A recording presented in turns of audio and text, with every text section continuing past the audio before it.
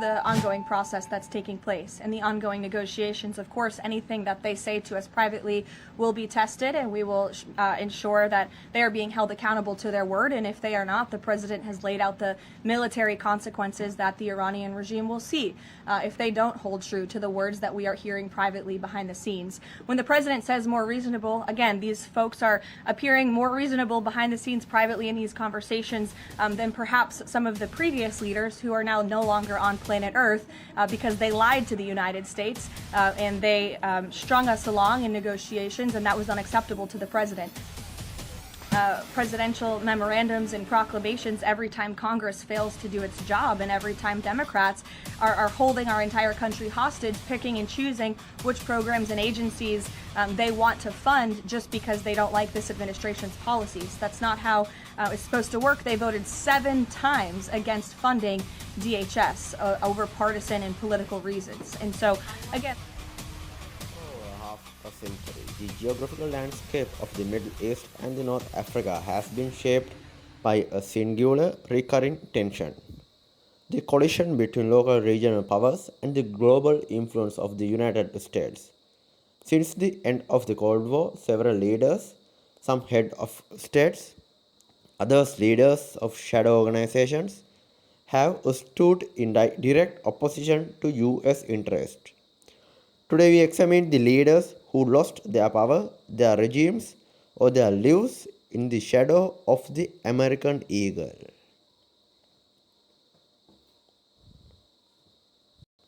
The most iconic image of US intervention remains the 2003 invasion of Iraq. Saddam Hussein, once a US ally during the Iran-Iraq War, became the face of American enmity after the invasion of Kuwait. After years of sanctions and no-fly zones, the 2003 shock and awe campaign brought his decades-long rule and end in weeks. 8 years later, the Arab Spring reached Libya. Muammar Gaddafi, who had ruled for 42 years, called the rebels rat. But when the US and NATO intervened with a responsibility to protect mandate, the Libyan skies belonged to the coalition. By October 2011, Gaddafi's regime had collapsed, and he was killed in his hometown of Sirte.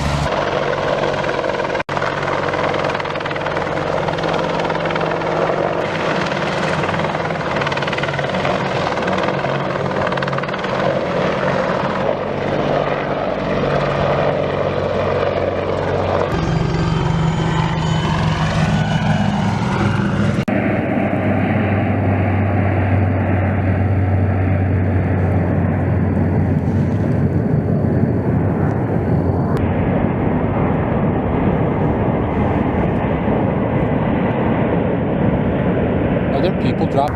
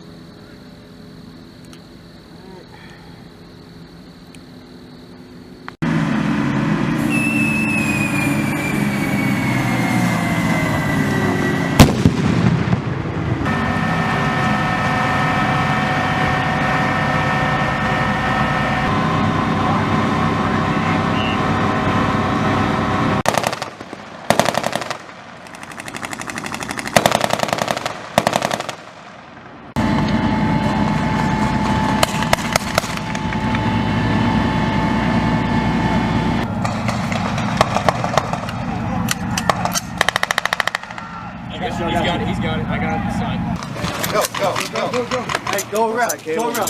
Talk to him. Bring him in the building. Put him in the building. Take him in the building.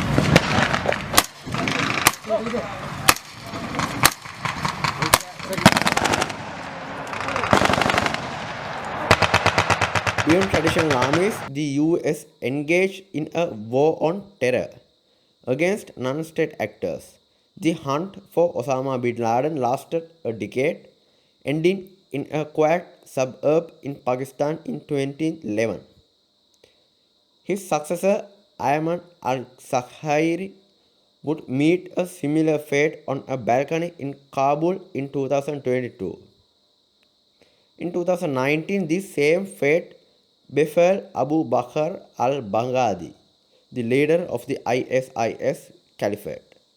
In these conflicts, loss meant the total decapitation of the organization's leadership through surgical military precision. Perhaps no rivalry has been more enduring than that between Washington and Tehran. In 2020, the world held its breath when a US drone strike killed Qasem Soleimani, the architect of Iran's regional influence. But the most significant shift occurred in early 2026 when escalating tensions led to US-Israeli strikes that resulted in the death of the Iranian Supreme Leader Ali Khamenei. US and Israeli military positions across the region. Iran says the strikes focused on air bases and intelligence hubs, with reports of explosions near Israeli infrastructure in the Negev and US logistical sites in the Persian Gulf. And according to the IRGC, strikes targeted Tel Aviv, Bnei Brak. Images from central Israel, in fact, shown considerable damage. They are showing considerable damage. Israel has meanwhile said that 14 people were injured in the Iranian military. That's what they are saying.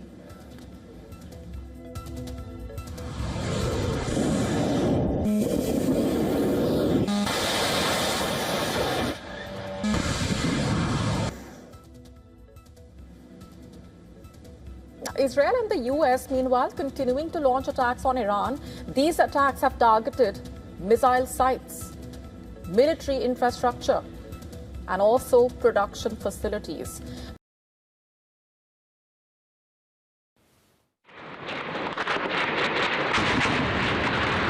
This is one of the deadliest attacks of the war. The target, a remote U.S. outpost in Wanat. The date, July 13th, 2008. This video obtained by ABC News via the NIFA Foundation. Just a few hours earlier, Taliban fighters on their way to kill American soldiers. They chat calmly on their radios. Relax, brother, says one. And they pray to Allah. And However, the definition of loss is a complex. In 2001, Muammar, Omar, and the Taliban were ousted in weeks, only to reclaim the country 20 years later. In Egypt, Hosni Mubarak didn't lose to a US bomb, but he lost the blessings of his American allies during the 2011 revolution. History shows that while the US can remove a leader, the ideologies and people they leave behind often rewrite the ending.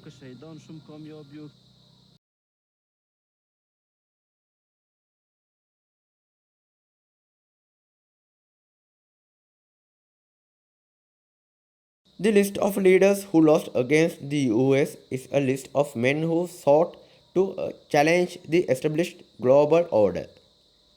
Some were tyrants, some were revolutionaries, and some were terrorists. But as the 21st century progresses, the question remains, does the fall of a leader bring the peace that was promised? Or does it simply pave the way for the next chapter of conflict? Thank you for watching.